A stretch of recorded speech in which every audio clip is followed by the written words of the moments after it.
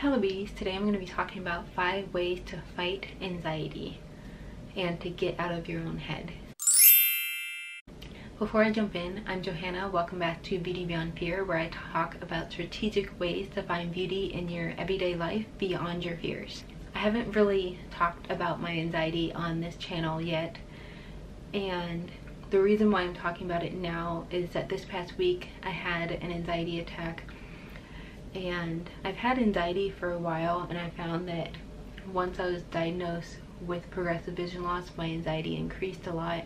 There was a lot I needed to learn and a lot more things that I worried about, but I've always had anxiety from a very young age. I will leave the article that I read after I had my anxiety attack, and I was just reflecting on it, reflecting on how I handled it versus how I've handled it in the past, and just kind of reflecting and looking at it from a perspective of being calm afterwards, looking back on it. And so I wanted to share 5 ways that I kind of fight isn't the best word, but I also didn't want to say like deal with anxiety, because then that almost makes it seem like a burden. And so these are kind of 5 ways that I kind of recognize my anxiety and am able to get out of that loop. Because I find a lot of times when you're anxious, you get caught in a loop. But let's jump right in.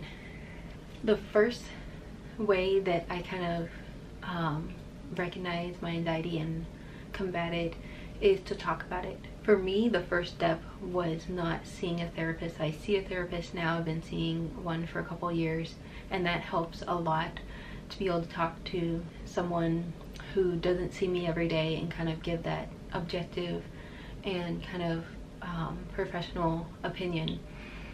But for me, talk about it means talk about it to the people around you, because that when I was first able to talk about it to my family, and then to Sean and to a couple of my friends, that was when it really kind of broke the ice and I kind of could start to relax a little. Because before I had talked about it, I would try to like go through a list in my head and make everything appear like it was fine, even though I was super tense and super anxious inside, and just worrying, like not only about whatever I was worrying about, but worrying about, could they tell I was anxious? Could they tell that like I'm really just like not comfortable right now? And so talking about it kind of breaks that ice and makes it so that you're not worrying about even more things than you're worrying about at that moment. And it also kind of I don't know what the right word is, kind of like demystifies it. Is saying it out loud kind of allows you to hear it in a different way than you hear it inside your own head. I find that if I just kind of say, okay, I'm worried about this in my head versus I'm worried about this out loud, in my head, the anxiety voice kind of starts ticking off all these other things that I need to be worried about.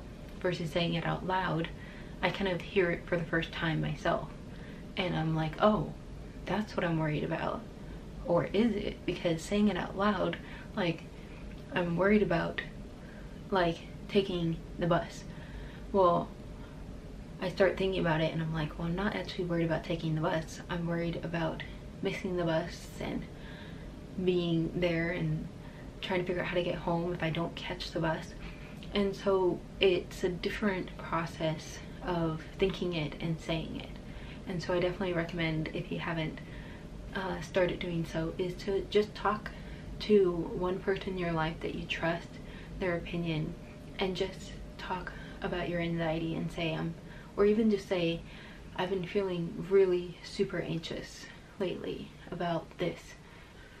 The second way that I combat my anxiety is to write it out. I have always been a writer. Whenever I get frustrated or super happy or whatever I'm feeling, I need to write.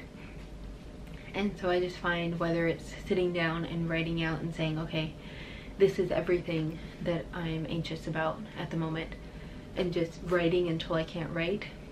Either that, or just putting pen to paper and writing about whatever I am thinking about. Either of those things I just find really helps me, because again, it's getting out of thinking and it's doing something outside of you, and it's doing something in a constructive way of putting your thoughts into something more concrete. If you aren't a writer, I would say try writing like all of everything that you're anxious about. Just try it once and see if it helps. If it doesn't help and it makes you tenser, by all means, like, do something else creative. Maybe you like to draw, or maybe you play an instrument, or maybe you just like to watercolor, or something creative that you can do to say, okay, I like doing this, let me focus on this instead of focusing on my anxiety. My third tip is to go for a walk.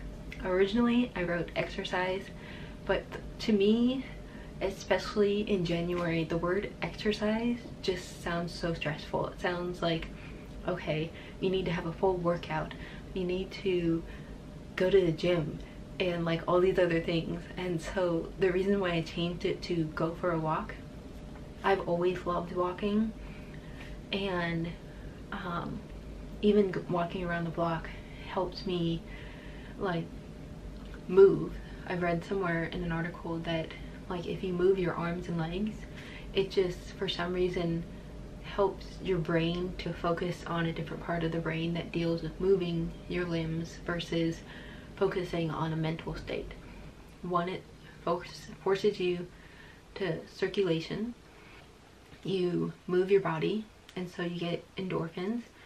You are around different smells and different sights and sounds, from if there's trees around you, houses, people, some cars, and so it just gets your focus away from your anxiety. Again, a lot of these tips are how to focus on something else without simply sitting down and saying, I need to focus on something else. Because I find if I think that and just sit there and say, okay, focus on something else, focus on something else, it's like being told not to think about an elephant. And that's all you can think about when someone says it. So definitely I would say try just going for a walk around the block. Maybe the first lap is going to be really fast because you're tense, and then second lap maybe you can just kind of slow down and take a breath.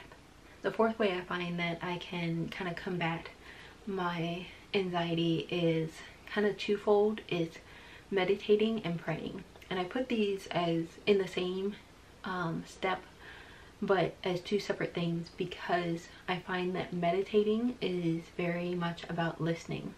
You're sitting there and you're listening to your breath. And I've been starting to use the app Headspace. You've probably heard of it. It's gaining a lot of popularity over the last couple of years. But I just find it very comforting, because I am not the type of person who can just sit there on my own and say, okay, I'm gonna listen to myself breathe, because then the next second I'm gonna be like running through all these thoughts, especially when I'm anxious. And so I find I can do this when I'm in a calmer state.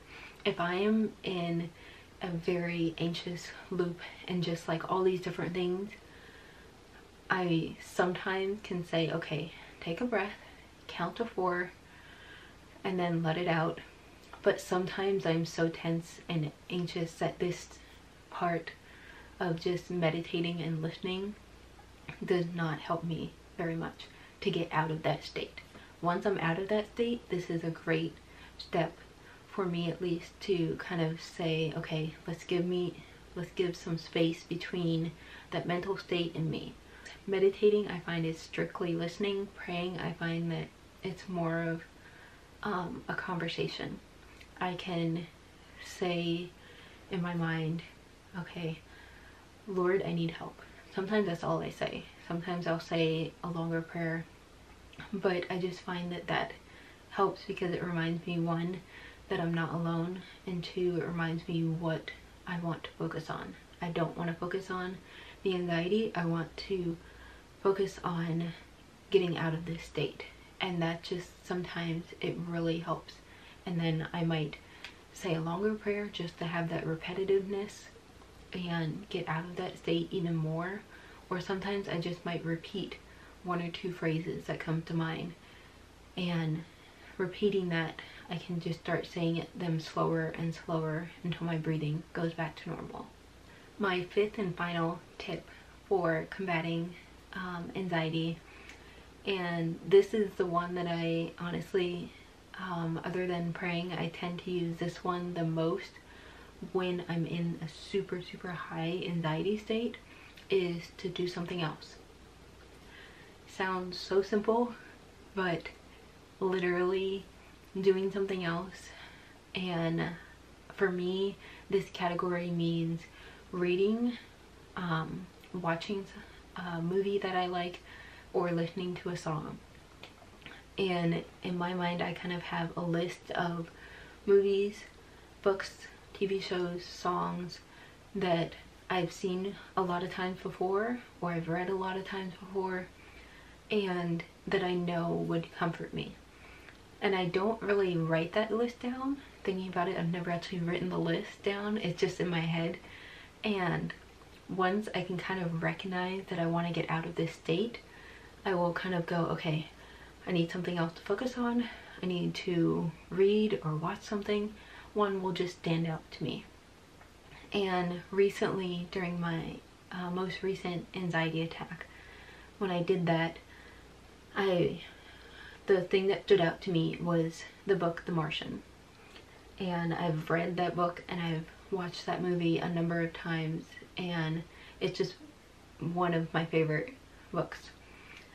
And especially one of my favorite books to read when I'm kind of coming out of that anxiety state, or if I'm feeling super down.